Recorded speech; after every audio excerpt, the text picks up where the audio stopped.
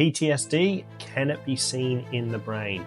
Yes, it can, and yes, it can change also. So what this means is PTSD is really when we have gone through something at a heightened response, either if it's occurred once in our life or a prolonged period of time, something's been exposed to something for a prolonged period of time, then this starts to impact various areas of the brain. Now, what we look at when we actually do what's called brain maps is we start to look at, it's in the occipital lobe, and there's something we call the fast track. This runs straight from the occipital lobe through to the limbic system, which is a center of the brain, and specifically the amygdalas. And this kicks off the stress response, things like the HPA axis that we've done videos on before, also upregulation of the sympathetic nervous system, which we've done other videos on as well.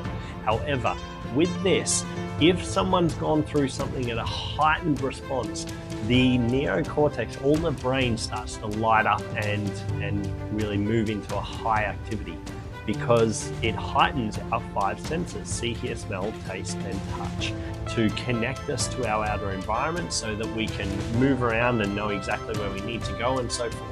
Really beneficial when someone's attacking us or we're running away from someone. We want that.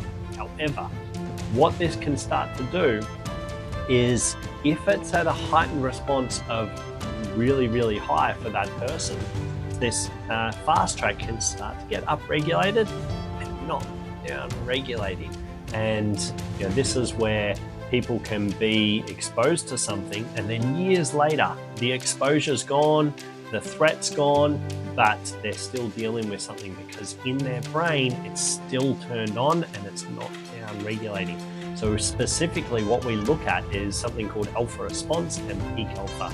And those two readings together, when we see certain low readings in those, which we'll go into other brain maps in another video and show those two readings. But when we see alpha response and peak alpha in the occipital lobe of a low degree, then that can indicate that someone has gone through something traumatic or at a heightened response.